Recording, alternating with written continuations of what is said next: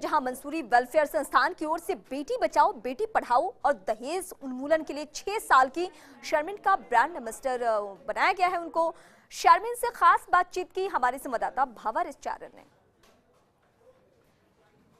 बेटियों को बचाने और बेटियों को पढ़ाने का नारा तो आज चारों तरफ सुनाई देता है, लेकिन कोटा के मुस्लिम मंसूरी समाज ने दिशा में एक आला दर्जे का उदाहरण पेश किया है। महज 7 साल की शर्मिन मंसूरी को उन्होंने अपने समाज का बेटी बचाओ अभियान का ब्रांड एम्बेसडर बनाया है। तो मिलवाते हैं आपको महज 7 साल की शेखावाटी की रहने वाली शर्मिन से। बेटा कौन सी क्लास में हो? 3rd में जी। तो ये आपको ब्रांड एम्बेसडर बना रखा है बेटियों को बचाने का, तो किस तरह से सीख देते हो आप?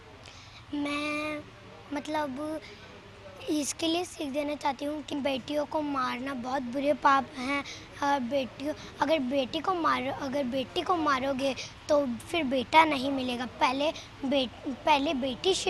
बेटी होती है, फिर बेटा होता है।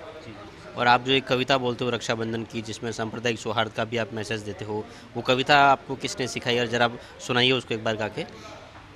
मेहंदी रोली कंगन का सिंगार नहीं होता, रक्षाबंधन भाई दूज का त्यौहार नहीं होता। रह जाते हैं वो घर आंगन सूने बनकर, जिस घर में बेटियों का अवतार नहीं होता।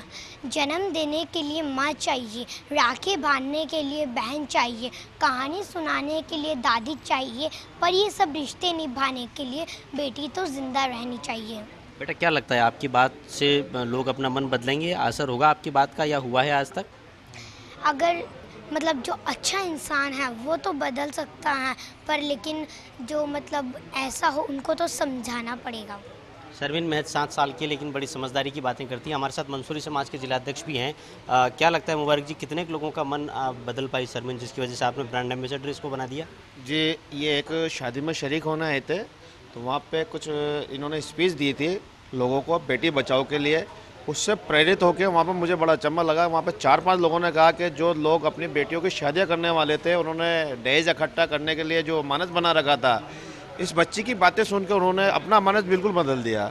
और उन्होंने कहा कि जो बच्ची को अगर आज हम अपनी बच्ची को अगर 10 लाख का दहेज देंगे, तो ये जो बच्ची ने बोला कि अगर दूसरा भी कर्जा करके अपनी बच्ची को दहेज देगा, तो उन्होंने क्यों ना कि हम भी एक सामूहिक विवाह सम्मेलन के अंदर अपनी बच्चों की शादी करके एक मिसाल पेश कर। बेटियों को बचाने के साथ ही साथ दहेज के खिलाफ भी तकरीरें करती है शर्मिन, और उस बात का भी असर एक बुजुर्ग से भी आपकी बात कराने की कोशिश करते हैं। खान साहब, आप इतने बुजुर्ग हैं, आप नहीं समझा पाए समाज के लोगों को, इसलिए एक बच्ची को समझाना पड़ रहा है।